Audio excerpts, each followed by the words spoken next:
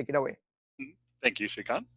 So today we're going to be talking about Stoic versus Buddhist mindfulness. And since a lot of you are now acquainted with the chat by introducing yourselves in there, I want to make this a little more interactive than the normal lecture, though it's hard to do super interactive stuff online, I found, but I think we'll do our best. And we'll start by warming up in the chat. So if you don't have the chat window open, I suggest you do it now because I'm about to ask you a question. So get your keyboards ready.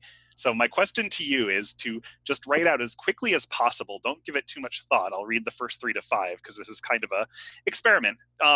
This is about Stoic versus Buddhist mindfulness. So what's mindfulness? Write out your answers in the chat. Jace is ready to type. Paying attention on purpose. Okay, being aware, observing, being aware, peace, singular thought, attention to the present moment. Okay, cool. Got a lot of them. Pure awareness. Excellent. So there's a lot of things about awareness and presence of mind. And reflecting is an interesting one from Deborah as well.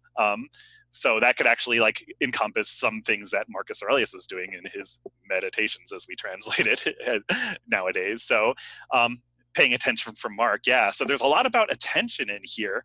And so there is kind of some overlap that we'll see with Stoicism, but it's not like a whole lot. And we also see a little bit of variety here. There is a lot of focus on attention, awareness. Some people are mentioning the breath, and some people are mentioning the present moment. And all of these are kind of triangulating on some idea of what mindfulness is.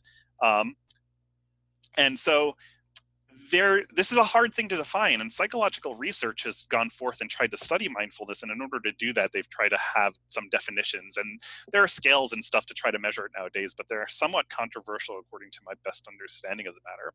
But one of the pioneers of the modern mindfulness movement, Jon Kabat-Zinn, came up with a definition in one of his books, and it was taken to be the basis of a rigorous definition, although he kind of regretted that later on and said, I was just trying to make things a little more clear, but this isn't supposed to be gospel truth. But in the essay that I wrote that Shrikant linked to in the meetup, Jon Kabat-Zinn, I give the definition of Jon Kabat-Zinn's definition of mindfulness, which is paying attention, which is what a lot of people got here, in a particular way, on purpose. And so there were a couple of people who did mention, you have to do it intentionally. So for instance, if you all of a sudden, if a wasp was flying around your room and stung you, you'd pay attention to the pain of the sting, but you didn't necessarily say, out of all the things I'm going to put my attention on right now, I'm going to put my attention on the sting. So it wasn't on purpose. So that wasn't mindfulness, according to Kabat-Zinn. In the present moment, this kind of means taking the present moment to be what it is, meaning you're not simulating the future or reliving the past as if it's actually happening. You're not caught up in it. You can, if a thought about the past is coming up, you're seeing it as a thought about the past and not you reliving the past as if you were an actor in a play or you were back in that scene. And the third aspect is non-judgmentally. And so this is kind of taking a look and saying, so if you have a past memory coming up, you don't judge it as saying, I need to get rid of that memory. Or if you have a pleasant experience, you say, I don't want to keep this experience. You hold it non-judgmentally. And so those are the 3 aspects of mindfulness that Kabat-Zinn put forth. And I would suggest, and a lot of Buddhist scholars and maybe some psychological scholars have also suggested, that there's a couple of different main modes of mindfulness, and that this form of mindfulness that grew out of Kabat-Zinn's definition in his work in the 70s on mindfulness-based stress reduction, it's not necessarily the same as what inspired him, which was Buddhist mindfulness. Sati in the word, Pali, Smriti in Sanskrit. So the purpose of today is to kind of go through these 3 different forms of mindfulness with you. First, the modern form of mindfulness of this non-judgmental intentional awareness that a lot of people, that's kind of the idea of what I got in the chat from a lot of people overall, that it has stuff to do with attention, that it had to be intentional, and it often held things in the present moment non-judgmentally. So a lot of what was informed in the chat seems to kind of coincide with Kabat-Zinn's form of mindfulness. And so Michael briefly asked in the chat, can I write these out? Well, Shrikant linked to the essay that I wrote on the topic. And so you could probably find all that and more than I'm even saying here today by reading through that essay. So you could head to the 52 Ideas Meetup and click on the essay to see that, Michael. So the point of today is to kind of maybe since the essay was posted, I'm going to kind of rehash some of it for those of you who haven't read it, but also I wanted to expand upon it a little by giving you just glimpses of how each of these practices actually differ. And so mindfulness, so we're going to take a look at Kabat-Zinn's mindfulness as well as early Buddhist mindfulness, sati, and then see whether these things actually appear in Stoicism and how so. And my main thesis is that these don't really appear in Stoicism, even though people kind of try to shove them in there. Glimmers of them do. There's some overlap, but it's not a thing in Stoicism to as much as a degree as people have said. So in order to start, let's just start by taking a look at this modern, what I'm going to call this psychological mindfulness, because it's the kind of mindfulness that people usually study in psychological literature.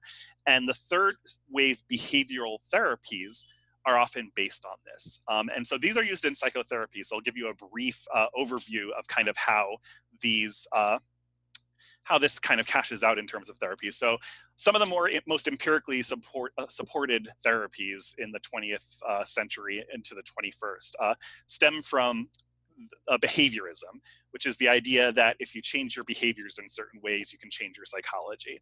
And so early therapies were kind of very useful in dealing with things like panic disorder and stuff through exposure. If you look at something that you're afraid of and it is not an actual threat to you, then your brain will kind of get used to it by exposing yourself and staying with the uncomfortableness over and over again.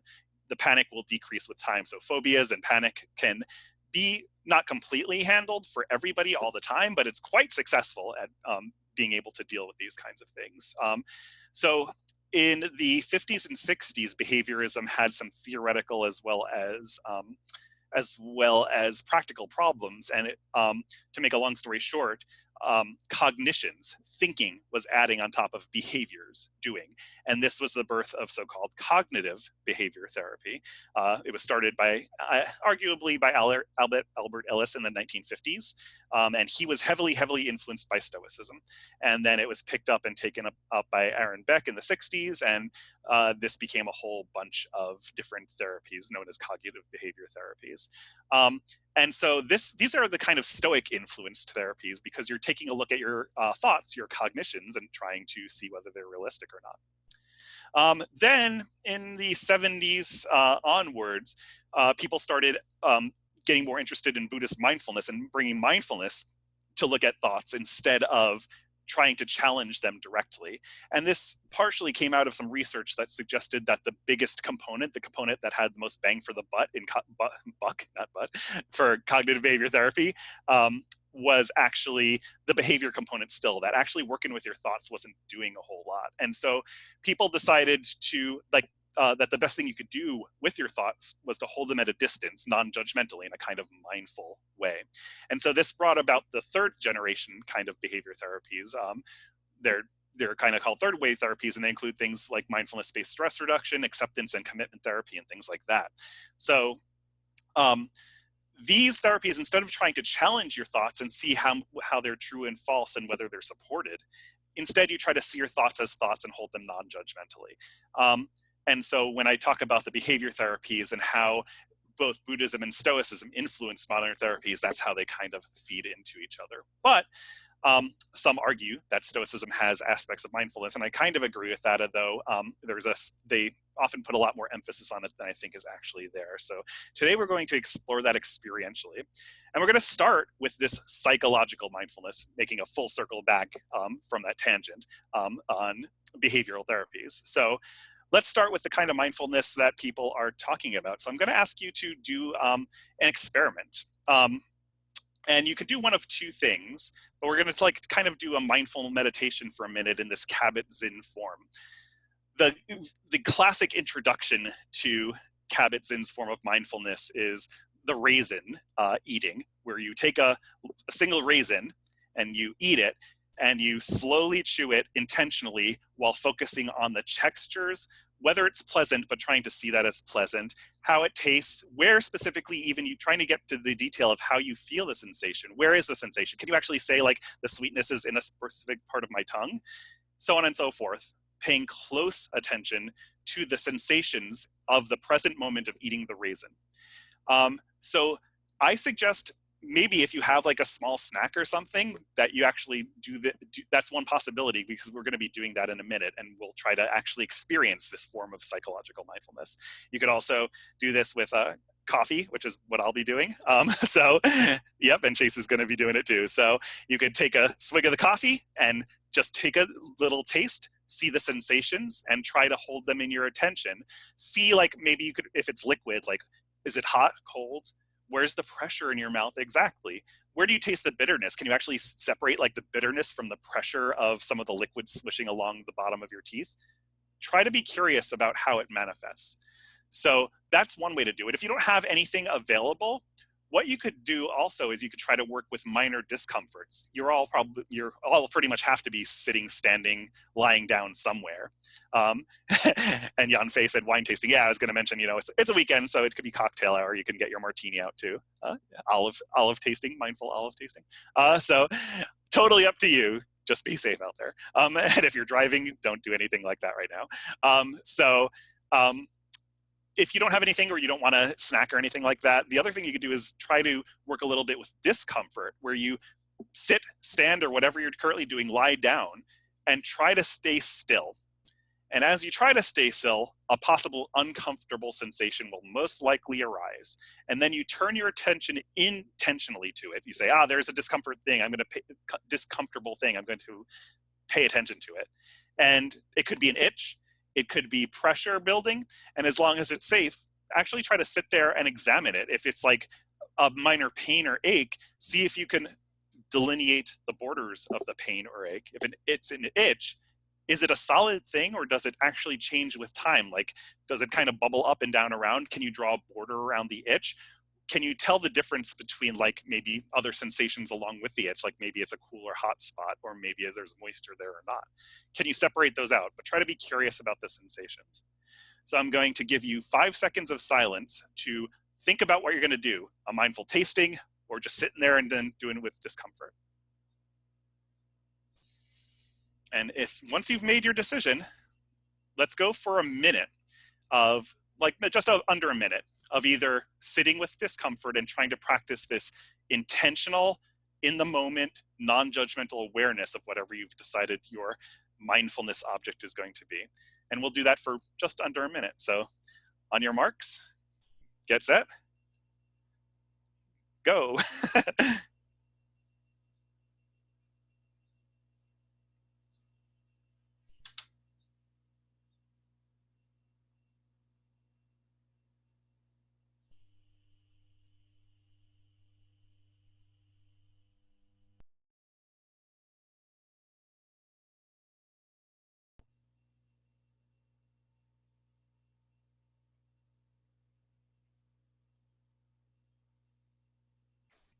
Give it 10 more seconds.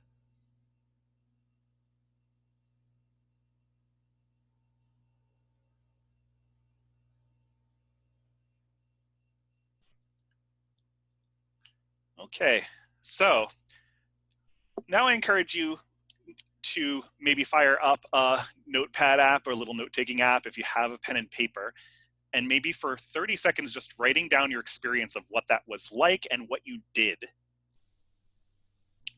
So open up an app if you have one, or kind of write down your general impressions experience of what I'm calling psychological mindfulness, what that was and what that was like. And I'll give you like 30 seconds just to take some notes, because we're aiming to go and compare and contrast this with some of the others later on.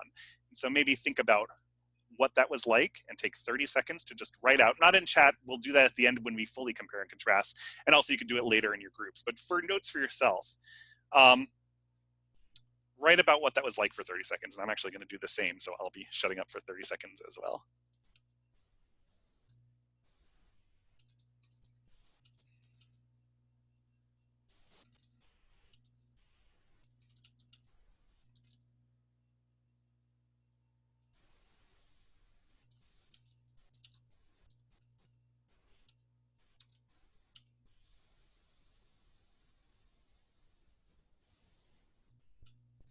All right, so finish up your thoughts about that experiment, and then we'll move on. So that is one form of mindfulness. And that's the kind of ideas that I kind of saw in the chat when we initially asked about mindfulness. And that's what I'm calling psychological mindfulness. It is intentionally paying attention to the present moment in a non-judgmental way.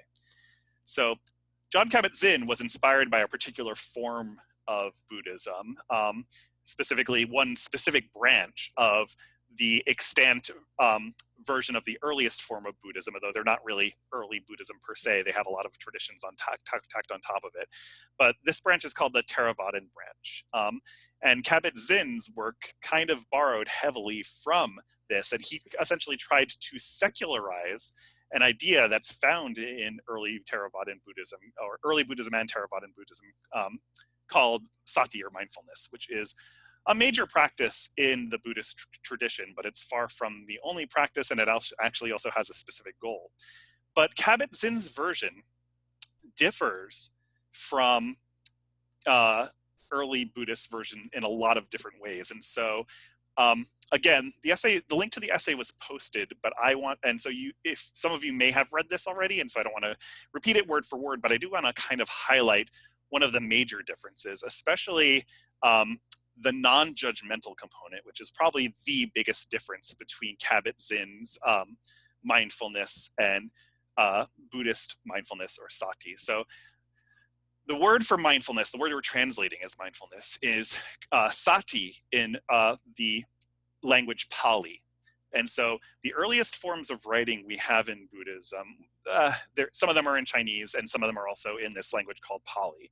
And Pali is, if you want to impress your friends at cocktail parties, virtual Zoom cocktail parties, you can say it's a Prakritization of Sanskrit, which essentially means it is so Sanskrit's like a fancy hoity-toity language, kind of like classical biblical Hebrew, maybe.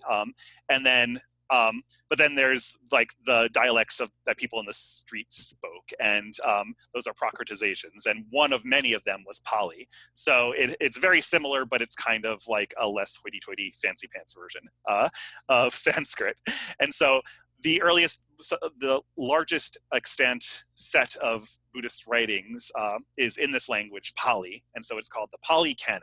And sati is the word for mindfulness in Pali, and it's related to the word smriti in Sanskrit.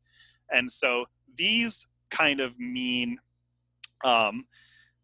remembering, or to remember. So from an etymological standpoint, sati, mindfulness, is actually kind of remembering. It has a strong implication of trying to remember something. And to boil down what this means, the Buddhist form of mindfulness is to kind of remember to come back to certain things, to bring your mind back, to keep things in mind. And so in that sense, like in the literal sense, mindfulness, sati, I guess, is kind of like mindfulness, in that you are literally trying to keep things in mind. And so the Buddha actually kind of, there's no definition of sati, like they don't like fully, in the Buddhist Pali Canon, it doesn't say sati means exactly this. And it's kind of because it was probably a term that was in use, and they didn't have to like lay out a meticulous definition for it. But so you kind of have to piece together what it means. And part of what it means comes from its etymologies, to keep things in mind, to remember. Also, there's a interesting part of that I quote in the essay from Samyutta Nikaya 4810, where the Buddha says that what is the faculty of mindfulness? It is a case where a disciple of the noble ones, a Buddhist or a Buddhist monk, is mindful, highly meticulous, remembering and able to call to mind even things that were done and said long ago. And so this kind of aspect of remembering is firmly ingrained in Buddhist sati, this form of mindfulness. And so part of it has to do with keeping something in mind, trying to remember to bring your mind and attention back someplace. But it also has a very strong sense of curiosity and rigorous examination of it, so that so that you can remember and able to call to mind things that if you did them mindfully, you could remember them even if they were done a long time ago, because you were doing them very carefully, very, very intentionally, and paying attention to some of the details. So I kind of liken sati to a certain kind of flow state. It's not it's not exactly like Csikszentmihalyi's flow per se, but what you're kind of doing, it's kind of like the flow state you get in when you're doing intense study of something you like. It's not like when you're tearing your hair out cramming for a final or something, but it's more like you're really studying something and you just got into it and you're turning it around left and right, and time passes because you're so into studying this particular topic. So sati is kind of like that. You're kind of studying things intensely. So far it kind of sounds a little bit like psychological mindfulness to some degree, but the non-judgmental component is not only not there, it is explicitly spoken against. And there are a couple of passages that I quoted in the essay that I'll read here that kind of demonstrate this. One is from Theravada 6:12, where it says, if your mind runs loose after sensual pleasures and states of becoming, quickly restrain it with sati, with mindfulness, as you would a bad ox eating grain. And another quote I give in the essay is from Sutta Nipata 5:4. Whatever streams there are in the world, their blocking is mindfulness. Mindfulness is their restraint, I tell you. With discernment, they're finally stopped. So here's the thing about, and there's quite a strong element of this in Buddhist sati, Buddhist mindfulness. So when you do Kabat-Zinn psychological mindfulness, your goal is to hold things back and look at things non-judgmentally. Here, you're judging the hell out of things. You're saying, you're trying to restrain your mind from, first of all, going this way and that all over the place. But secondly, you're specifically trying to block out streams that are in the world, like sensual pleasures, or if your mind is running loose after sensual pleasures, after wanting comfort or disliking discomfort, starting to obsess on that, you actually turn away and work with your mind through mindfulness. So in Kabat-Zinn's form of mindfulness, you would kind of say, that's wanting, that's okay. In Buddhist sati practice, you're saying, I don't want the essential, I know that the essential pleasures are not ultimately misleading, and I'm going to turn away from them using mindfulness. So there's a strong judgmental component in Buddhist mindfulness that is not present in psychological mindfulness. And so far, I've been speaking just about mindfulness in general, sati in general, but there's also in Buddhist practice, you don't just practice mindfulness per se. There's this concept of right mindfulness, or samasati. Right is the translation of it. It is one of the parts of the Eightfold Noble Path, the main layout of early Buddhist practice. And samasati, sama is kind of true cognate of the English word, or Latin, from the Latin sum. So it kind of means complete mindfulness more than correct, like you got the right answer on a test. It's more like, this is the whole of mindfulness. This is all you need to do to reach awakening, and all other mindfulnesses don't matter too much. So the Buddhist form of mindfulness would not be eating the raisin and taking a look at the details and perhaps getting a little bit of enjoyment out of it and then holding the enjoyment. That's not what Buddhist mindfulness's point is. You train specifically in 4 different areas of sama, right or whole or complete, sati, right, complete mindfulness. There are 4 areas that you specifically focus on. If you're and raisins aren't one of those 4 things. So you specifically focus on 4 areas to train yourself in Buddhist sati, or at least early Buddhist sati. And those areas are focusing on the body in and of itself. And there are lots of ways to do this. But essentially, you take a look at your bodily sensations just enough so that you know what you're doing. So and we're actually going to practice a form of this later on. So one is to focus just on the body in and of itself. And this is one of the main forms to restrain your mind and to kind of anchor it.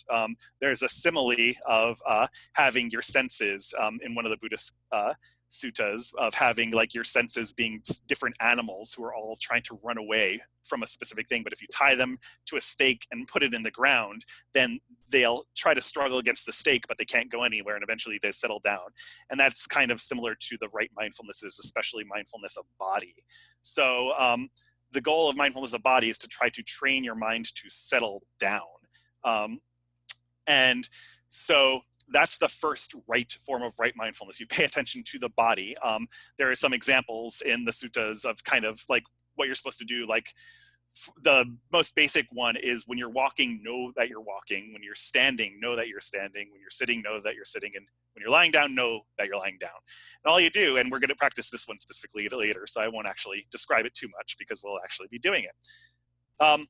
The second place to place your mind for right mindfulness is feeling tone. In Pali, this word is vedana, and it is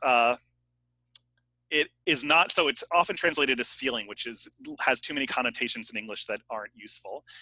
Feeling tone is the hedonic tone that every sensation has. For instance, an itch could be,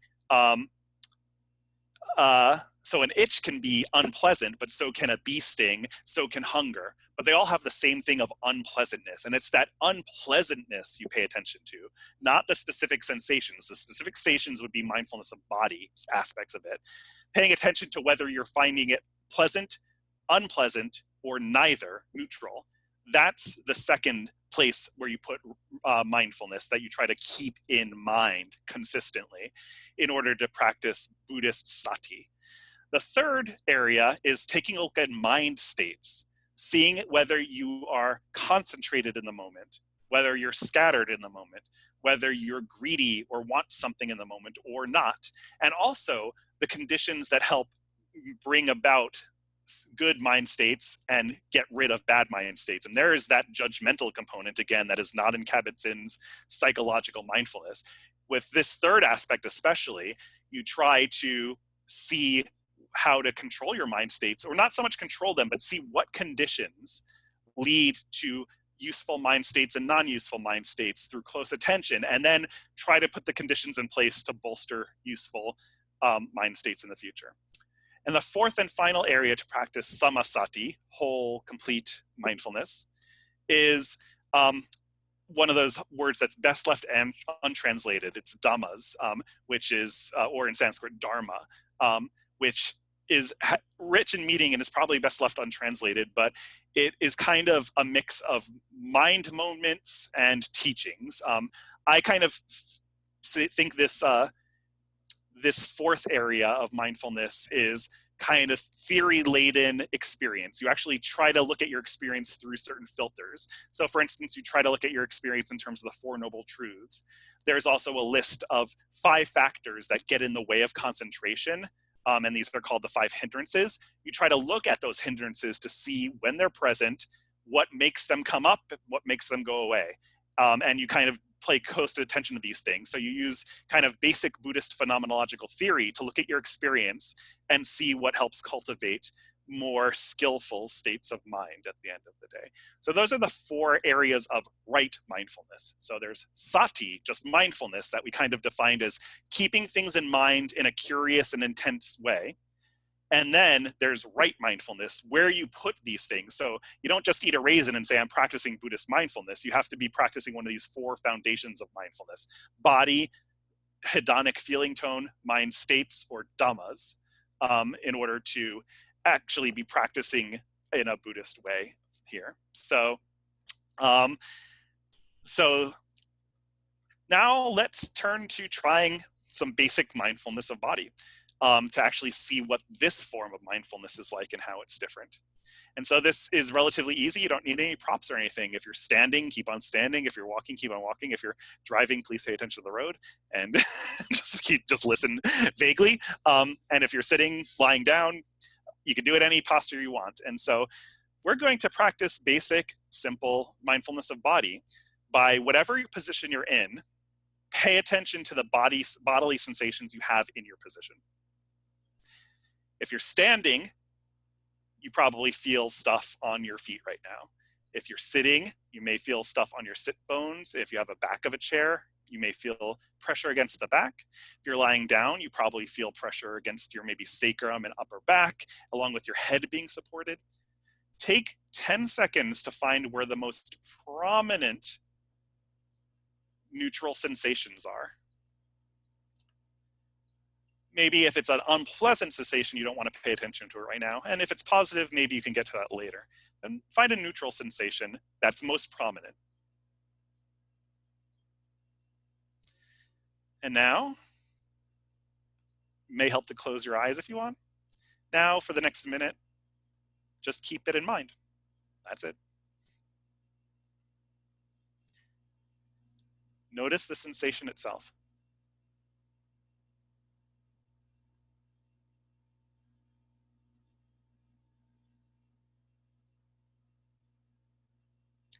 If your mind wanders, that's natural. That's part of the practice. If you're just remind yourself that you are sitting or you are lying, then go back to the prominent sensations that constitute your sitting, lying, standing, and just return your mind there gently. You can say to yourself, I am sitting, I am lying, if you'd like to bring your mind back.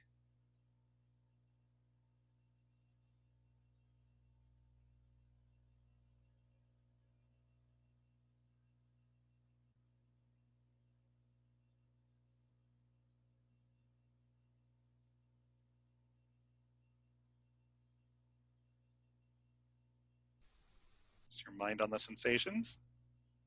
If not, that's okay. You have an anchor to go back to.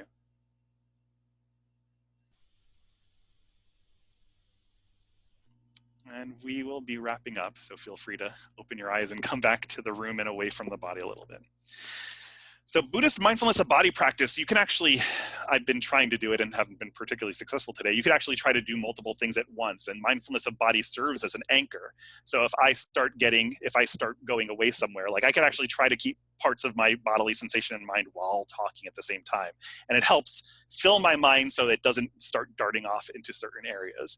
And I am not a Buddhist meditation teacher, but if you're interested in this form of Buddhism, I would take a look at like modern insight or Vipassana centers and take a look at that kind of stuff, because they're the kind of guys who teach this mostly, though actually some Zendos do as well. Kind of depends. It varies greatly, and even a lot of Vajrayana schools do. But this is coming from early Buddhism, which is what I kind of know the most and what I've chosen to work with the most. So that's mindfulness of body in a nutshell. And I think, goodness, I am going to give you a homework assignment to about a second version of mindfulness that I think will find useful. But unfortunately, I think we are we're running short on time enough so that I think I'm going to give you a second homework assignment, because mindfulness of body is like the fundamental form of mindfulness. It's what really anchors your mind and starts to train it to say, sit still.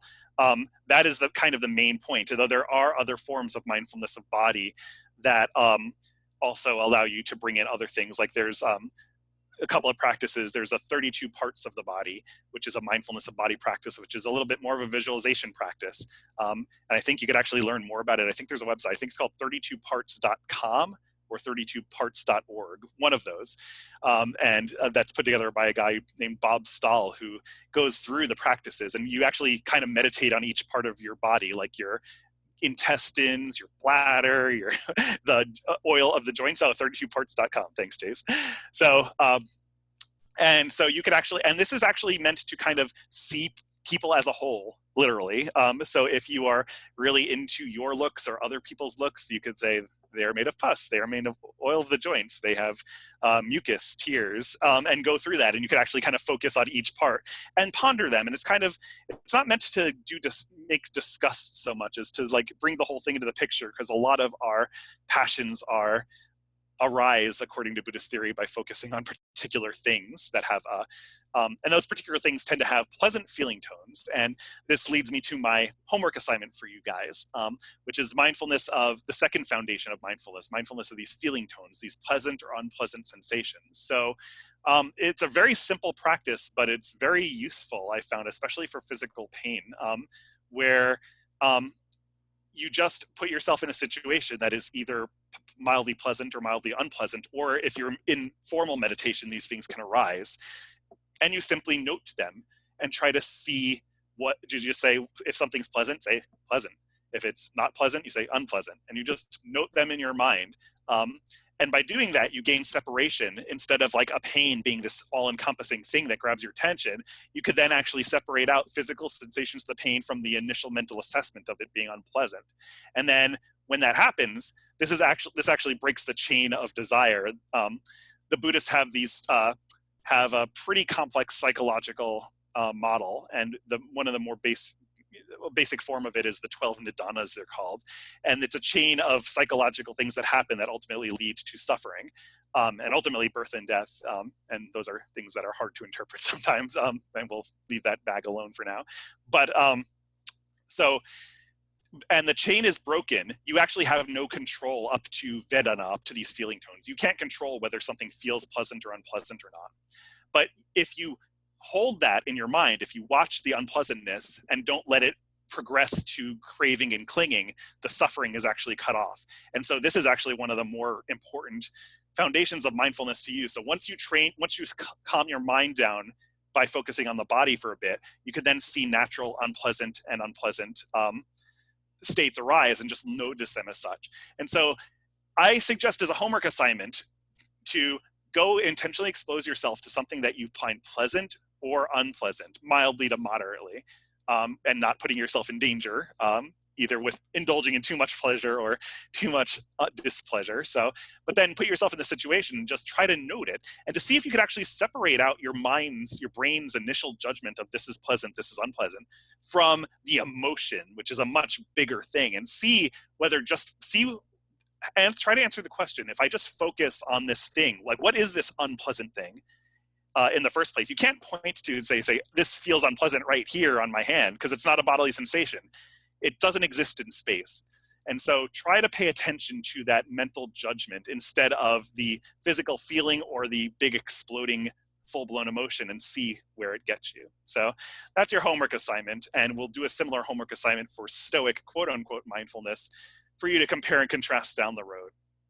And we're going to be turning our attention to that for the next 20 minutes. So this so-called Stoic mindfulness, which is in Greek prosoke. This word's been thrown around a lot in modern Stoic literature. And as far as I can tell, the focus on it traces back to the French scholar Pierre Hadot, who made a big deal out of it and called it one of the fundamental Stoic practices. And then a lot of other modern writers have kind of picked up on this. Notably, Donald Robertson has said that this can be translated as mindfulness, and so it's like supposedly similar to Jon Kabat-Zinn's mindfulness, or maybe Buddhist mindfulness too. But there's this prosoke thing, and and people use the Greek for it and stuff. And so one of my main theses in the essay that Shrikant posted on the Meetup is that so there are a lot of reasons to use the original word in the original language over just using an English word like mindfulness. I'll give you two useful ways which this can be used. So the first way, maybe you're like a scholar or like an enthusiast who knows a little bit of Greek or Latin or whatever, or Pali, and then you want to use the Pali word or the Greek word instead of the English word. You want to say sati instead of mindfulness. So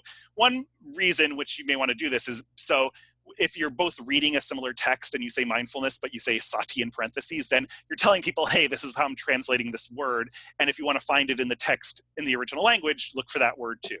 So yeah, that's cool. That's a good way to do it, because you could translate things in a whole bunch of different ways. Like for instance, I know the Buddhist monk, Thanissaro Bhikkhu translates the word dukkha as stress. And so it's useful, and that's a somewhat non-traditional translation, but I see where he's coming from. So if he's writing dukkha, if he writes stress and then in parentheses dukkha, that helps me when I read other Buddhist texts. I say dukkha, oh, that's what Thanissaro Bhikkhu is talking about when he's talking about stress. Okay, so that's one way you could use it, and I think that's legit. Another way you could use it is because sometimes words, the ancient words, the words in the original language, they don't have an easy, simple translation into modern English. And so it's just better to use the original word. And I think that's how some people are kind of using prosoke here, or at least they're trying to, except I disagree with that thesis. Prosoke, I think, has a very clear, clean, easy English translation. And I'm not a Greek scholar. So if anybody like Greg Sadler comes and says Greg Lopez is wrong, I believe Greg Sadler personally, but this is my understanding of it from being a mild enthusiast and looking into the matter a little bit, and having a couple of brain cells left to rub together after a few years. And that's that I think that it's pretty clear, and I make the case in the essay, that this prosoke thing just means attention, and attention captures it just fine. You don't need the fancy word. So there are some other reasons why people use, the Greek word. One is to impress people in your Zoom cocktail parties, and they're like, oh, I'm practicing prosoke. Ho, ho, ho. That sounds a lot more fancy. And also sometimes if you use the ancient word, it makes it have this gravitas. And I kind of think that that's what happened with prosoke here. Pierre Hadot thought it was really important for reasons that are not completely clear to me. And he picked it up, and a lot of other people picked it up and ran with it. And a lot of people also saw mindfulness was in the cultural milieu and kind of put them together. And then they said, oh, Stoicism has mindfulness and it's prosoke. And I don't think that's really the case. So this prosoke thing, let's talk about it a little bit. And for more details, you could go to the essay. But this prosoke thing doesn't appear in any version of any Stoic writing that I can see, from external writers like Diogenes Laertius, to Seneca. He wrote in Latin, but I did some work to see whether it's possible he brought it up, and I don't really see it. And it does appear in one place and one place only, and there's an entire chapter devoted to it, and that is in Epictetus's Discourses, where he has an entire chapter, Discourses 4:12, which is entitled On Prosoke, on attention. And I actually think it's kind of, so that's the main place that we find it. So out of all of the Stoic writings, we find it in one chapter. And so it seems like it's maybe a little important, like not as important. Epictetus constantly talks about having at-hand phrases. He constantly talks about the dichotomy of control. He constantly talks about logic even, which is something that people don't dig up too often. But yeah, he actually taught and cared about logic. He talked about a lot of things that were really important to Stoic practice. He has one chapter on this on attention thing. And it seems to me, to make a long story short, that that there's too much, this doesn't appear too much outside of this one chapter. And Epictetus is talking about a specific thing that is important, but prosoke does not seem to be its own practice in Stoicism. So I'm going to read from the chapter on prosoke, where Epictetus specifically says how it should be practiced. He lays it out plainly. It's there. So this is on attention, and I give some arguments. So prosoke just means attention. You pay attention to things. Like I give a quote from Marcus Aurelius's Meditations Book 1, where he uses one of the forms of prosoke, and it's in the context of his father paying attention to his health. It's not like he's doing a mystical practice where his father was meditating on his health and being mindful or anything like that. He was taking care of himself. He was paying attention. So I would probably say that this is, that's kind of what it means. It just means attention, and you don't need to be fancy with the prosoke stuff. But Epictetus even lays out in this chapter on attention what you should pay attention to. So I'll read from that. So somebody says, to what things should I pay attention to then? And Epictetus responds, in the first place, to those general principles that you should always have at hand, so as not to go to sleep or get up or drink or eat or converse with others without them, namely, that no one is master over another person's choice, and that it is in choice alone that our good and evil lie. So the first thing that one pays attention to, that one keeps in mind, are the basic abstract theorems or rules of Stoicism, that you can't control another person's choice, and only your choice is good or evil. There is no good or evil outside of your own choice. That's the first thing you pay attention to. That's quite different from non-judgmentally eating a raisin.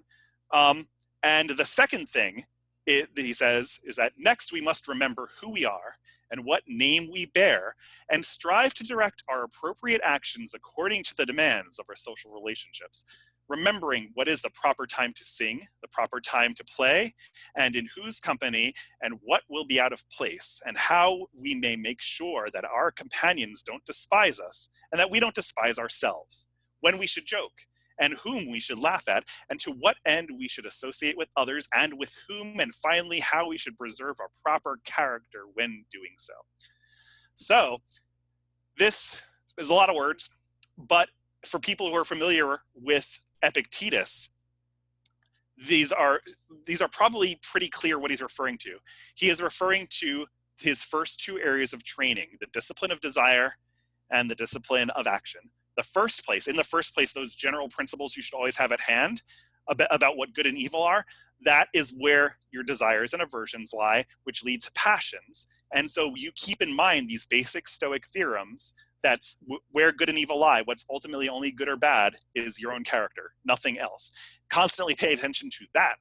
The second thing is remember who we are, our roles in life. This is Epictetus's discipline of action in a nutshell.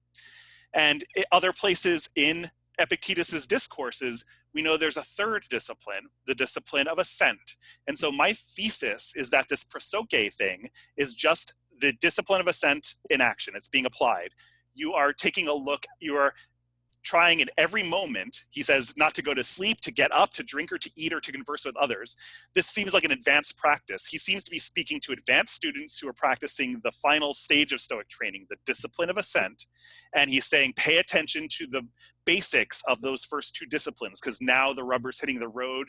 You've made some progress. You've quelled your passions. You've started to become a better person. Now it's time to really put your nose to the grindstone, to have the rubber meet the road. And this is the discipline of Ascent. So I think that this prosoke stuff is just the discipline of Ascent. It's nothing special or different. And to summarize what he's saying, what you should pay attention to, your prosoke should be placed on two things, what I call rules and roles. The rules are basic Stoic precepts, like you can only control your own initial reactions. Only your character is good or bad. Nothing else is good or bad. I cannot control other people. Things like that. And in every waking moment, when you are a more advanced Stoic student, you're actually going to try to uphold these rules in mind as you go through your entire day. And Epictetus actually has an example of this, where you get up and go throughout the day and look at your reactions, other people's reactions, and constantly remind yourself that's not a bad. So if you see somebody trying to push their way into a subway and other people getting upset at them, although now you probably won't in times like these, you could say that person's upset because they think this is a bad. It's not a bad. When you get upset when somebody invades your personal space, not a bad, even if they could possibly get you sick. Illness, not a bad. It's not bad to necessarily be sick. Only my character and my reaction to it is. You constantly do this throughout the day. Not a bad, not a good, not a bad, not a good. This is a good. If I like respond to it and I'm like, my passion doesn't arise. Oh, that's a good. I just worked on my character. That is a good. Oh, I didn't get upset. That's a good too. Oh, I got upset. That was a bad. So constantly labeling what's good and bad. So you're paying attention to rules of what are good and bad is the first thing you pay attention to. And the second thing that you pay attention to is your roles in life, and your roles vary depending on who you are in your specific situation. And there's a great book by Brian Johnson, the Role Ethics of Epictetus, which kind of lays out the how to act according to Epictetus's ethics. But essentially, you take a look at who you are and try to act accordingly, as long as you never violate your topmost role, which is your human role. Your human role involves you being pro-social and rational. And so you essentially don't rock the boat unless you violate your human role. So for instance, like if your boss tells you to help cover up embezzlement or some kind of like harassment charges in your office, normally your role would be as an employee to pay attention to your boss. But since that's antisocial, because he's asking you to cover up something where he was injurious and puts him in a position to injure people even more, then if you obey your boss in that instance, you violate your human role. And therefore, you should actually report your boss or quit if you can't do anything about it, because you don't want to be in that specific situation, because you don't want to enable people who are acting cruelly toward others. So that is Epictetus's role ethics in a nutshell. And the second thing you pay attention to is your roles, and these roles change on every given moment. So this is hugely different from sati and Kabat-Zinn's psychological mindfulness, in my view. You're paying attention to abstract principles. You're paying, what's my role here? What's my role here? You're saying, this is not a good, this is a good. You're sorting things out like that from moment to moment. So I think this prosoke stuff, that it has aspects of it, and you can actually see some other Stoic stuff that I quote at the end of the essay that I won't get into, where, you see shadows. There's some similarities. It's not like completely different, but there's still not a huge difference, and especially this prosoke thing I think is a little bit overblown. So let's do a final exercise. And so actually we're gonna do two things. So I'm gonna give you an exercise that you're gonna be doing during Q&A. So we're gonna open it up to Q&A, and Shrikant will tell you how to do that. I presume if you type in the chat or possibly raise your hand. I don't know exactly how we're doing it. Shrikant will tell you in a minute. But for those of you who are not participating in the Q&A at any given moment, or try to think about what your role is. right now you've kind of signed up to listen to this talk. And so your role is that as of a seminar participant, essentially. So if you kind of get the urge to go check Facebook or take a look at Instagram or something like that, you could say, try to keep your role as a participant in mind. Like, is that what a seminar participant would do? You're welcome to break your role as a seminar participant and just like drop out, but it's kind of silly to like say, I'm being a seminar participant while tweeting or something like that, unless like your goal is to live tweet it or something like that, that would be your particular role at that particular time. So while you go into the Q&A session, keep your role in mind. And whenever you have urges that go off of that role of seminar participant, remind yourself of that role. Try to practice the second aspect of attention that Epictetus talks about. And I'll also give you your final homework assignment to compare and contrast things before we open up to Q&A, which is going to be a similar thing to the Buddhist mindfulness of Vedana, but you're going to use Epictetus's first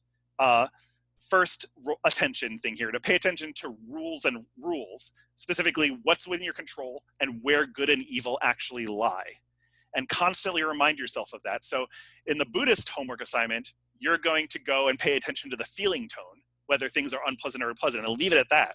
Here, you're going to constantly remind yourself, that's not within my control. Things that aren't in my control are not good or bad, whatever it is you encounter. And you can go and expose yourself to mildly pleasant or unpleasant things, keeping that rule in mind. So those are your two homework assignments. And now your current present moment practice assignment is to keep your role as a seminar participant in mind. And when you feel urges to go off of it, try to correct yourself. And with that, I open it up to questions. Well, thank you very much, Greg. So we have 4 rules for asking questions that we have used for past 3.5 years of doing 200 plus meetups. Number 1, raise your hand when you want to ask questions. Here in Zoom, the way you raise your hand is you can type a question in the chat, or type in exclamation mark in chat, or raise the hand using Zoom. Number 2, keep on topic. We're talking about mindfulness, Stoic and Buddhist traditions. Number 3, be brief so we can get to as many questions as possible. And number 4, be courteous. Feel free to disagree with anything anybody says, but do so courteously. All right, so keep typing your questions in here. First is going to be M. Johnson, followed by Diana. M. Johnson, go ahead. When called upon to ask questions, just unmute yourself, ask the question, and mute yourself back. All right, no follow-up. So that way, we can get to as many questions as possible. Go ahead, M. Johnson. Hi, thanks for that talk. I don't know Stoicism and I don't really know Buddhism. I've only got your presentation to go on. But early on, you made a conflation of sensation and feeling, which I think is very worrying as an understanding of these things. I seem to see that Buddhism is very deep. It's talking about body, feelings, minds, and emotions. Whereas Stoicism seems to be almost more concerned with the social. And I wonder if it's a Western problem that already existed about over-individualization, which Stoicism was responding to, whereas this wasn't a problem in the East. So I wonder if you could answer that. And also, yeah, just that I would change the last one in Buddhism, where he talks about mental qualities. What he's actually talking about there is emotions. So emotions and feelings are different. Okay. Greg, go ahead. Yep. So thank you for that. I'm not sure I'm still not sure I agree about the third foundation of mindfulness being emotions. It sort of does, but also, there are mental qualities as concentration or scatteredness of mind and emotion.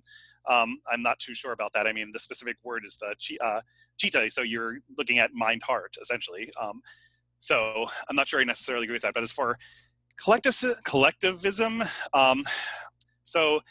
Stoicism was pretty pretty pro-collectivist at the end of the day. We all share the same pneuma, the same soul, the same rational spark as the divine Zeus, God, the universe itself. So, and for that reason, we're bound to our fellow human beings and have some significant obligations to them.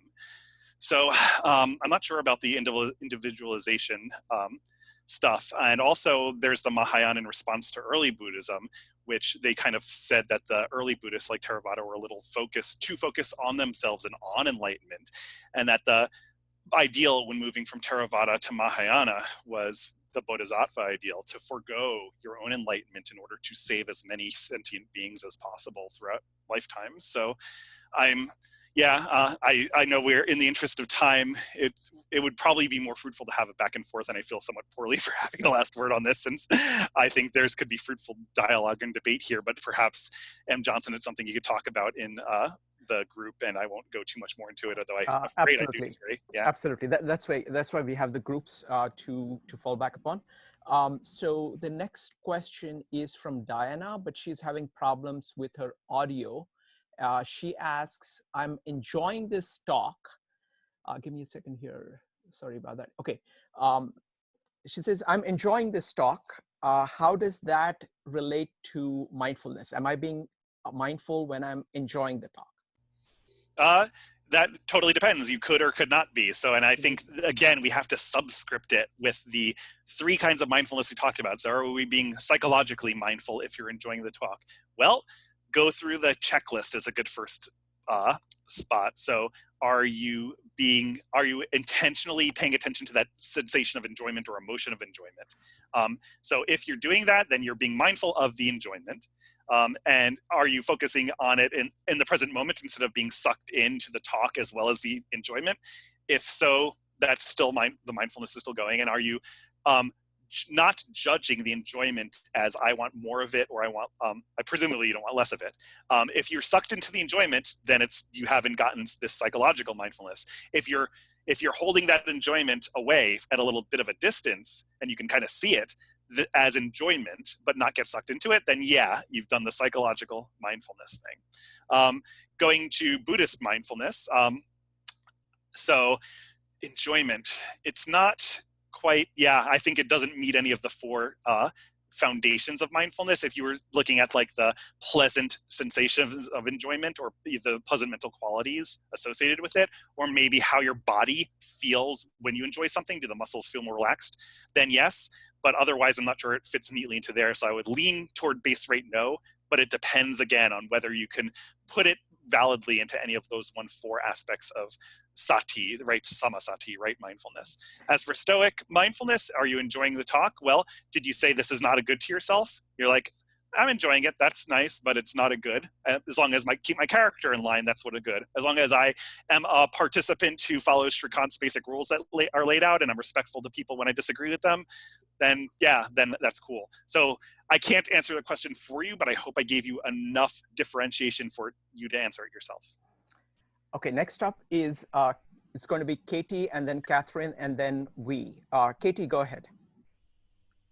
Hi, so when you're paying attention to the rules, and you're saying this is a good or this is a bad, and if it is a bad on your part, where do you go next so that you're not stuck dwelling on like that bad reaction that you had? Okay. Excellent practical question. Thanks, Kitty. So once it's in the past, it's no longer a bad to you. So if for Greg at 3:20 p.m., if I did something bad, then and it pops up in my mind, it's no longer an evil to me because I can't go back and change it. It's not in my control. I can. But if I'm like, whatever, like I yelled at Shrikant, that's fine. He was crying a little bit, but he should suck it up. If I'm like that, then I'm actually performing an evil in the present because I'm being cruel in the present moment. I'm not learning from my past mistake. And so dwelling and beating yourself up over the past is beating yourself up over things that are no longer bad because they're not in your control. Not learning from your mistakes when they come up and trying to work with them could be a bad. And in the case of obsessive thoughts, maybe something keeps on coming up, that thing you did 2 weeks ago that you're really embarrassed about, in which case, if you've already worked through it, automatic thoughts are not under your control either. So they won't necessarily go away. Say, yep, I processed that. Thanks, mind. Here's what I'm going to do next. If it comes up again, say, yeah, I know I'm going to try to do my best there. I'm planning next week not to do that thing. Okay, cool. And then put it to the side because you've done all you can do. So beating yourself up over the past is useless and cruel to yourself for several reasons. And because it's beating yourself up over something that's no longer in your control. But intentionally making excuses and not taking opportunities to learn in the present moment, that could be an evil. So I hope that answers your question, Katie. sorry. The next question is from Katerina. Katerina, go ahead. I wanted to ask you about the homework from the Stoic part of your presentation. Are we supposed to focus on or remind ourselves to be non-judgment, or even to be neutral? So if I see somebody pushing himself or herself into the subway, I say not bad. And is there another, and if I succeed, is this the good part, or was there two parts to it, or I'm not sure? Can you clarify just a little, two parts to what specifically? I think I understand like 50% of your question, but not entirely. To the Stoic homework. If the one part is to remind ourselves that the phenomena I observe are not bad, and I thought another part is that to identify some good ones, or if to sort of praise myself, okay, I was able to identify it as a not bad, so it's good. Yes. Yep, that's definitely another part of it. So yeah, and I think there is a lot of room for self-congratulations in Stoicism. It's a little less clear in the ancient text, but I think that it's useful. You actually exercise your character well, and actually don't get it. Well, actually, there are places. Yeah, there are places in the Stoic text that kind of support this. I remember, like for instance, Epictetus says, like first, if you get angry, first count the days. Like if you don't get angry for a day, congratulate yourself. Then a week, and then 30 days, you should go and make a sacrifice to the gods. So yeah, you should kind of celebrate your successes, especially for your weaknesses. And successes are definitely relative. Like for instance, I have very little health anxiety, and I never worked on that. And so like I dislocated a kneecap and had to get taken on a stretcher, and got high fives, and somebody applauded me on the way out for me making jokes and stuff when I was doing that. I can't take credit for that because that's the way I was. I came packaged that way. As of now, I don't have much health anxiety, but I had terrible financial anxiety to the point where I was hesitant opening bills. I was like, what's in the bill? And now I could open bills. And so if somebody looked at my, me laying on the ground and laughing, getting taken out of a stretcher, they may say, that's amazing, but that I didn't work on that. I can't take credit for that. But me just going to an envelope and going like, I'll take all the credit for that in the world because I had to work on that. So it's totally relative. But yes, when you successfully reject something that doesn't actually have value, namely externals that aren't beyond your control, then you did a good. This is where the source of constant joy of the Stoic sage comes from. They're always focused just on their own character, which is completely in their control. So they always get what they want moment to moment, and they're always happy because they're always getting what they want because they always can. So yes, I would agree that there are 2 points to that. To congratulate yourself when you do reject externals and you put things in their proper place value-wise, and also to maybe chastise yourself or at least try to learn from it if you find yourself not doing it. A common thing that I often see my mind doing is I see something come up in my mind, and then I go, oh, I don't like that. And then I congratulate myself, and I'm like, oh, I didn't like that. That's a good thing that I was disturbed by my mind as opposed to the thing that's outside. So like if somebody does something that I find rude or disgusting or something, my mind will say, that's disgusting. That person's disgusting. And then the second thing will be, oh, I can't believe I'm judging people like that. And then the third thing is like, congratulations, you caught your judgment. and then I'm happy. So that's how it works when it works successfully for me. So hopefully laying out that process is useful. Thank you. So Greg, the next question is from V from Singapore. He asked me to ask the question to you.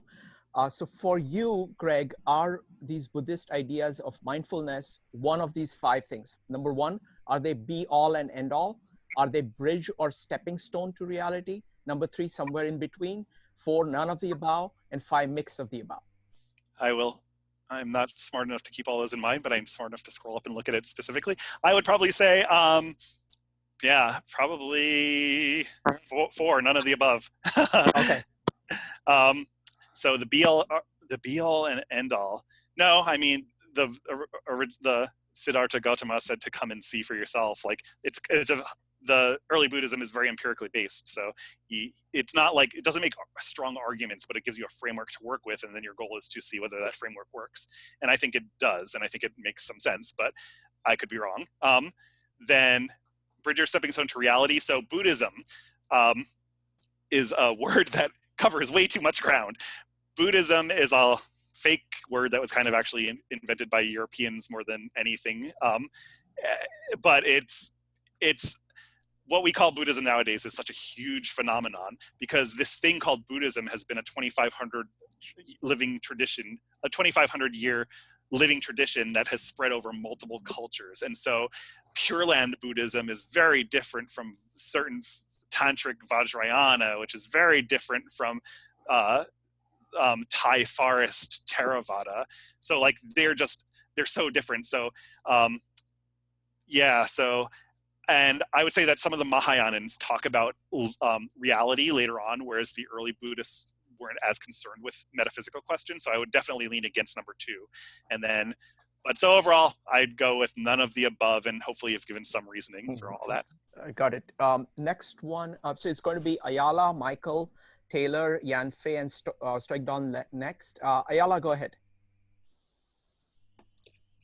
Yeah, do you see those, where is my question here? Do you see those mindfulness as similar to the distantiating technique that we use sometimes with patients to re-examine their past traumatizing event or unpleasant events without being re-traumatized? Yes. Yeah, it is one possible. It's one possible mechanism by which I think so I'm not a professional psychotherapist. So Donald Robertson or somebody would probably be a better person to ask about that. But I think that that's one possible mechanism or way to do it. And I know some like acceptance and commitment therapy and dialectic behavior therapy do have aspects of this where you try to expose yourself and try not to be re-traumatized during the exposure. Although early behavior therapy also, you just sat yourself in the chair and did it until it decreased, and that is good enough. So, but I would say that that's part of the skill. And actually, Donald Robertson, he is a professional psychologist and also has argued about this prosoke thing in Stoicism as being the important part of Stoic practice for that reason, because in psychology, this skill of holding back from a trauma or something like that while exposing yourself to it leads to extinction a lot more efficiently. And so I think that's one of the reasons why he's a fan of prosoke and interpreting prosoke in this way, which I think is ultimately not in the spirit of early Stoicism and is a possible useful addition, but we should be clear about what the sources say before we start making additions, in my view. Okay, our next question is from Michael. He asked me to ask it, is there any danger that mindfulness or meditation can fully render you obsolete in the sense that you may miss certain realizations that are spontaneous memories, ideas, relations, etc.? I don't know about that. I mean, most people I know the people I know who are into a lot of Buddhism and meditation stuff, a lot of them are artists, and I would be surprised if they would say that it would be spontaneously make things worse. I know David Lynch is famously into transcendental meditation and sings its praises for his creativity. So being a big Lynch fan myself, I'm not a fan of transcendental meditation per se, but I take his word for it in terms of creativity. So I'm the wrong person to ask because I'm not very arty, creative, and missing. But in terms of insights and stuff, I don't see any issue for it, because if in general, if one is focused, for instance, on the body and an idea comes up, you'll be able to actually see your mind go that way. In fact, that's one of the main reasons why I'm a fan of Buddha's mindfulness of body practice. And I think integrating that with Stoicism really, really helps, because if you're going about your day focused on the body, it's much easier to see when your mind goes off to judge. So you can try to be baseline mindfulness of body throughout the day. Then when you get upset, that upsetness I find is less liable to get me by surprise if I'm practicing mindfulness of body. So I think it's useful because it's I'm no longer on the body. My mind went somewhere else because I was trying to intentionally put it somewhere in the first place. And if one of those things was a creative thought, then I think that may increase the likelihood of catching it. But that's all just speculation, and I may not be the best person to ask for that. All right, next question is from Taylor, who leads our Meditation Wednesdays. Taylor, go ahead. Hi, I'm wondering if, and I'm actually going to assume that you yourself practice both Stoic and a Buddhist mindfulness?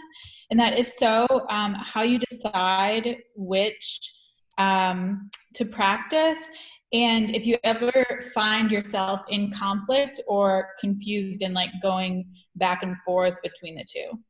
Yes, I am, and I don't recommend syncretism for that reason. It's actually kind of difficult. And when I go to meditate, when I go and do Stoic stuff for a while, I get more in a Stoic mindset, and then I go to meditation retreats and go to sittings and stuff like that. And then I get in the Buddhist mindset, and sometimes I get pulled between the two. And so so there are two issues when combining them. There's the theoretical issues, which I've pretty much worked out for myself and kind of see where each lie. But I do think having theory hang together is extremely important. And understanding Stoicism as a philosophy of life and understanding early Buddhism as a phenomenological psychology, I think is highly useful framework in which you could actually put them together pretty decently at the end of the day. But in terms of practice, yeah, sometimes it comes up. So, and I get confused. I tend to lean for more social stuff. One of the reasons why I got into Stoicism is because I found out of the Buddhisms, I did some Buddhism shopping early on and found that early Buddhism and some forms of Theravadan Buddhism, probably the one that I hear to most is the Thai forest tradition that I resonate with the most. I went to Zendos, I went to various Vajrayana schools as well. And what worked for me, which I tend to be highly rationalistic and kind of philosophical in my stance, I found that the early Buddhism was a good mix of theory and practice, where it gave enough of a framework and the framework explained why you're doing what you're doing, but it didn't go into metaphysics too much, which is exactly what I was looking for.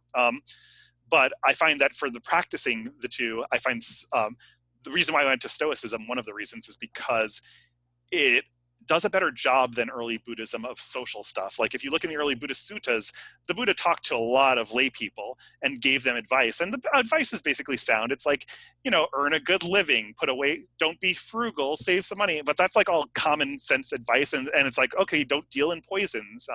And like the living advice was well suited. It was just general advice that you try to be basically ethical, and it was suited to people in his time and place more than anything. I don't find translating the ethical components of early Buddhism to modern life to be as useful as Stoicism. And so for ethics and Stoic practice is where I kind of focus my Stoic practice there. For my mental and mind training, so when I go throughout my day, I try to do mindfulness of body along with possible feeling, but then I also rebut ideas that come up in a Stoic sense. But then I do formal meditations.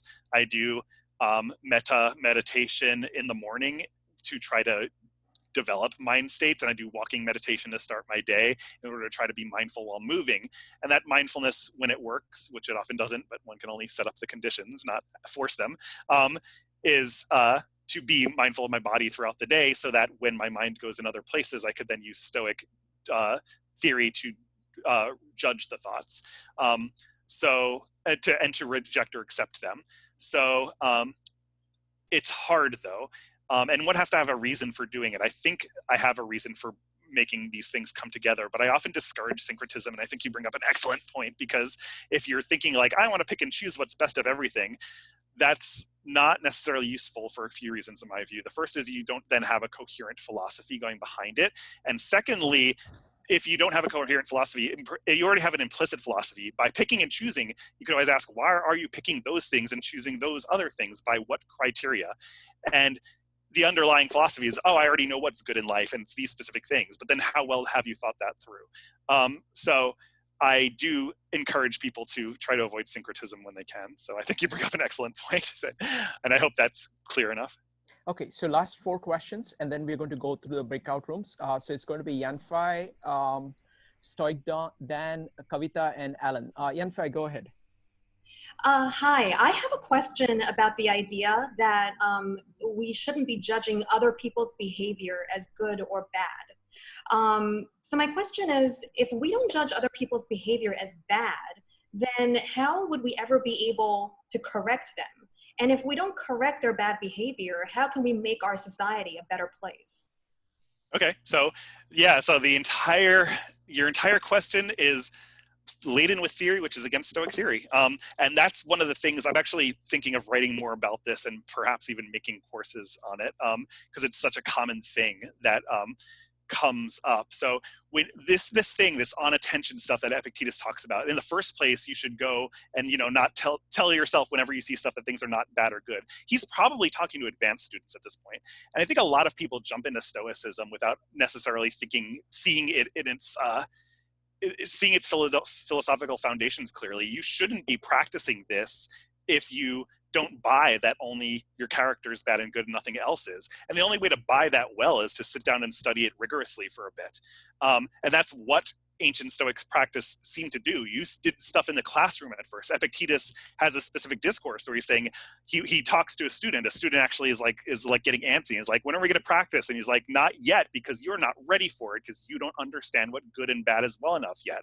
When you sit down and get it on paper and say, this makes sense, now you're ready to go out into the world. But a lot of people nowadays are like, I want to be tough, I'm going to be a Stoic. And then they learn about this dichotomy of control stuff, and they're like, well, I could kind of control it, and health is pretty good anyway, and it's a problem. So to be clear, let's good and bad mean specific things in Stoicism. Something that's good is something that's always beneficial reliably. Something that's bad is the opposite, something that's always non-beneficial reliably. So other people's actions are sometimes beneficial and sometimes not. They flip-flop, so they're neither good nor bad. The Stoics also thought that these categories that our minds implicitly make of good and bad bring passions about. If we don't get what we think is good, we're going to feel upset. If we get what we think is bad, we're also going to feel upset. And this is where the passions arise. And so your question about if we see people in the world and say that they are doing not good or not bad or things, you're trying to make sure you don't get passionate. The passions don't arise about things. That doesn't mean you have to agree with what they're doing or not. You can choose to intervene. This is called selecting, and that what they're doing could be dispreferred indifference. They're indifference in the sense that they don't ultimately affect your character and what's good or bad in life, but you'd rather not have them happen because you are the kind, you want to be the kind of character who doesn't hurt other people or see other people be hurt. So you go about trying to change it. But you can't always do that. If you think that changing other people's bad behavior is a good, then you're going to try to do it. You're going to get upset about it, try to do it. And if you fail, get even more upset about it. That's a downward spiral of non-efficacy and misery. And the Stoics would say that's because your value judgments are in the incorrect place. Only your character is good or bad. If you want to care about other people and you want to see other people do it too, you can act on that, but you don't have to do it from a place of passion and misjudging what's valuable and not in life. And figuring, I think the first step in Stoicism for everybody, which not enough emphasis is currently being placed on, is that people should just sit down and do the work on paper to figure out what really is good and bad in life in the first place before even moving on to Stoic practice. Otherwise, you're going to have these very valid questions that come up and say, what am I talking about? Why I'm not going to be able to help other people? People like Hitler wasn't bad. What's going on? Because it does sound crazy, but I think the Stoics had decent reasons for it, but we need to focus a little more on those reasons before going to practice, in my view. Thank you, Greg. Next up is Dan. Dan, go ahead. Yeah, thanks, Shrikant. My question is about in Stoic and Buddhist mindfulness that we've been discussing today. Is there another concept that can help people who are in great difficulty or desperation? I'm talking about the level like perhaps what Viktor Frankl described in his book, Man's Search for Meaning, where your life is in danger. I know that in this pandemic, everyone has different difficulties and they react to things in different ways, but some people are having a very tough time. So what examples can you give them? It would depend on the person at the end of the day, and I'm not sure. Sometimes, depending on where the person is, I mean, that's the Stoic in me saying, like, sometimes whatever words and vibrations in the air I make or electrons I make place on their screen, sometimes nothing. So I don't know. I mean, I know. So all three can be helpful, though. The psychological mindfulness is a key component to a lot of effective psychological therapies, being able to hold your mind at a distance from your thoughts, seeing your thoughts as thoughts. is an important step. Mindfulness-based stress reduction by Jon Kabat-Zinn has been helping a lot of people with chronic pain. So it could be helpful for physical conditions as well. And there's Vimayala Birch also teaches us a very specific form of psychological mindfulness, as I would call it, that is focused more on chronic pain. Check her out if you're interested. So that could help depending on the crisis. In terms of Buddhism, I mean, the Buddha said, like, ultimately you should not even feel ill will if somebody's sawing you limb from limb. So the Buddha and the Stoics kind of agreed at this ideal sagehood of being kind of hardcore at the end of the day. But I think for both Buddhist and Stoic practice, one thing they have in common is you got to prepare beforehand. You got to train. If you weren't doing this for a year or two already, or more, less, depending on how your progress goes, if you haven't been doing it enough already, and then a crisis hits and your practice is failing you, then maybe drop the practice and work with proven, like, more empirical techniques, like certain psychotherapies that work for specific things like depression, anxiety, panic, depending on what you're dealing with. Go to the experts on that. Or if you have a self-soothing behavior that isn't harmful, then maybe go to that self-soothing behavior. Maybe binge watch Netflix for a weekend. That's fine. You don't have to do the work. You don't have to look for a job right now just because you lost it, unless the rent is due right now, in which case maybe getting some help for solving the practical problem would be what's best. So my general advice for both Buddhism and Stoicism is, I think they both serve people well only if they've been practiced before the crisis. If you're going to say, I need to turn to Buddhism now that the crisis is upon me, I have doubts of its efficacy.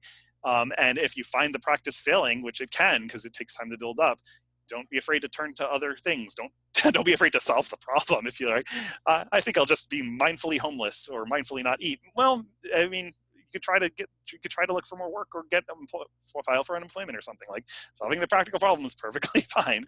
And also there are professionals for more serious mental illnesses that I'd also suggest going to over and above philosophy or spiritual practices. Greg, I like the way in which you put it last time. Is you're saying that Stoicism is like a vaccine. You need to have it beforehand. It's not like a palliative that you can you can put on the top of something right now and fix the problems. Very good. Last two questions, Kavita and Alan. Kavita, go ahead. Hi, Greg. Thanks for your lovely presentation. My question is, if a person has attention deficit disorder, or they have some self-regulatory problems, will they be able to practice mindfulness? Or it can be taught by someone else if they have like a teacher or something like that?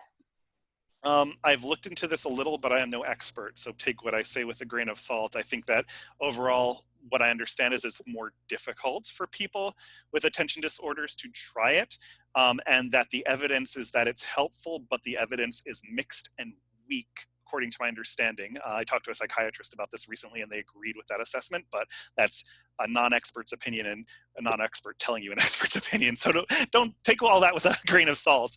I personally don't experience like attention issues to that degree, so I can't speak to personal experience either. I know a couple of people who have tried it, and I've heard mixed results. One thing that I've heard from a few people with attention issues, if and when they're trying meditation, is to play around with the object of meditation, because a lot of people, like some people, and do the easiest one. Like, I know one person who is sometimes just focusing on a sensation is useful. Some people find walking meditation to be more useful for when you have attention issues, because you're doing more and you focus on the pressure of your foot going down, down, down, down, instead of sitting there still. Maybe sounds are better.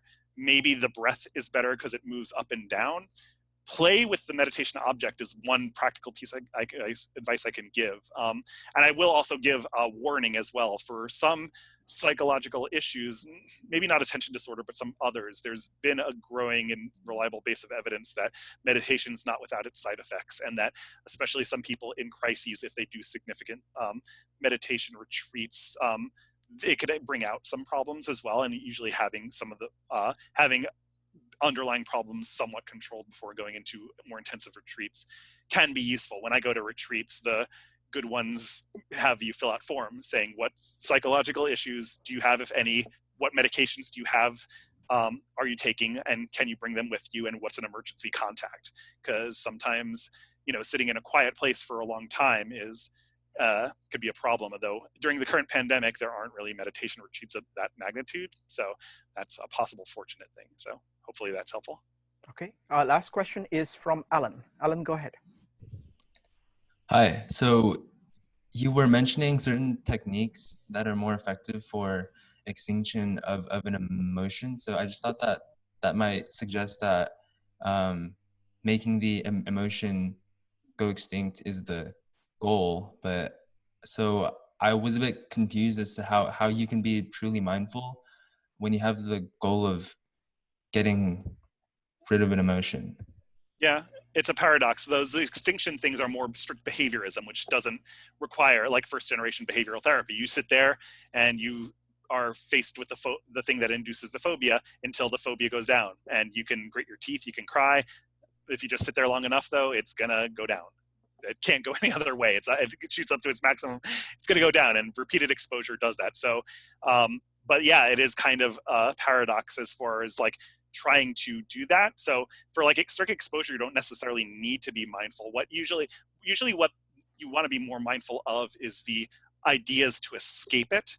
So when you are exposing yourself to something that, again, is not dangerous, I'm afraid of oncoming trucks, but I don't want to expose myself to them on the highway. But for things like that aren't truly dangerous, like a phobia that's highly unlikely to cause you any physical harm, then, sitting down and exposing yourself to it is very difficult. And so when you get the urge to get up, instead what you could use mindfulness for is like the urge, like, I need to leave. Well, do you need to leave? Or there's the idea that I need to leave. I'm thinking that I need to leave. I'm thinking that this will never end. By simply appending things to your automatic thoughts, like, this has to stop, I need to go, I can't stand it. If you just say to yourself, I'm having the thought that I can't stand it, that often, a lot of people often find in that kind of practice that it provides some distance for the excuses. So, so you can hold those ideas non-judgmentally. But yeah, I mean, there's also in acceptance and commitment therapy and stuff, part of the main goal of acceptance commitment therapy is to say these feelings, they may not go away, but they're not necessarily bad. Like, you can actually accept them and still commit to valuable actions in your life. And that's pretty much acceptance and commitment therapy in a nutshell. Is you don't necessarily try to get them to go extinct. So perhaps part of the confusion is that I presented these as like the same thing when they're different processes with different goals. Exposure therapy, the goal is to sit down and have the feeling go extinct. Acceptance and commitment therapy, the difference is you are applying some mindfulness stuff, but actually you train yourself in acceptance and commitment therapy to say, I don't care whether this anxiety is rising or falling, I can still choose to do a valuable action. So the goal is not to have it go extinct. So the goals are different, and perhaps that's why some of the confusion arose. Moving to Buddhist and Stoicism, if you want to go there, Stoicism definitely wants to have passions be extinguished. That's kind of the goal of Stoicism. So you're kind of working with that through a specific way. And the goal of Buddhism is the extinction of suffering, which kind of extinguishes part of suffering, the kind of, I guess, what you could roughly call the emotional part, although it's not a great mapping. So there you are kind of doing it. And remember, though, that mindfulness in Buddhism is not non-judgmental. So you are trying to extinguish these non-skillful states. Yeah, you're saying those suck. I don't want those. I'm going to get rid of them. And what you're doing is you're paying attention to what conditions help lessen them and help make them arise. So by being mindful, you can then try to put conditions in place that keep those unhelpful mental tendencies at bay, and put conditions in place that help them go down more often than not. And so that's the entire goal of Buddhist mindfulness. But yeah, you're trying to get rid of them there too. So it totally depends on what practice you're doing. So Greg, this was an amazing presentation. The biggest thing I'm walking away with here is the importance of going back to original sources, because what you ended up doing was that you took this concept of mindfulness, which people kind of look at it as like one thing, and kind of shown the parts of it, like, Cabot's concept of it, the Buddhist concept, the sati concept of it, and the Stoic concept, and made very careful distinctions. And there's no way of doing that unless you are prepared to do the work of going back to the original sources. So, and any closing thoughts? No, that's about it. Yeah, I think that my closing thoughts practically is that, yeah, I think like if you have a reason to do syncretism and to put things together or build on Stoicism or build on Buddhism, go for it. But I strongly encourage people to go back to the original sources and do the work, because if you're just like slapping things together, things are going to get into conflict very easily, and it will be a lot more confusing. And my final practical closing thought is, don't forget about your homework. If you want to practice those two things to see how Buddhist and Stoic mindfulness differ, remember to, hopefully you're holding your role in mind during this conversation of, I'm a seminar attendee and I'm not going to go check Instagram right now. You could keep that in mind, but as your homework, go expose yourself to mildly pleasant or unpleasant things and try that second foundation of mindfulness, of feeling tone, or reminding yourself that the pleasant or painful thing is not good or bad in the Stoicism. And then think to yourself, and maybe this is a thing to spark conversation in your groups as you go to your individual groups, think to yourself, what are these differences between Stoic sati, the attention in Stoicism? I hesitate to even call it prosoke, because I think that kind of elevates it to a bigger thing than it really is. I think this is just Epictetus explaining the discipline of Ascent to advanced students. I don't think this is a separate thing, but if you want to call it prosoke, fine. So what's the difference between this prosoke thing, this sati thing, and psychological mindfulness in a practical sense? And also, what do you think is going to be most useful to you and in what circumstances? So that's something to start your conversation. And thanks for listening to me yammer for way more than I aimed to. Okay. Greg, thank you very much. This was wonderful.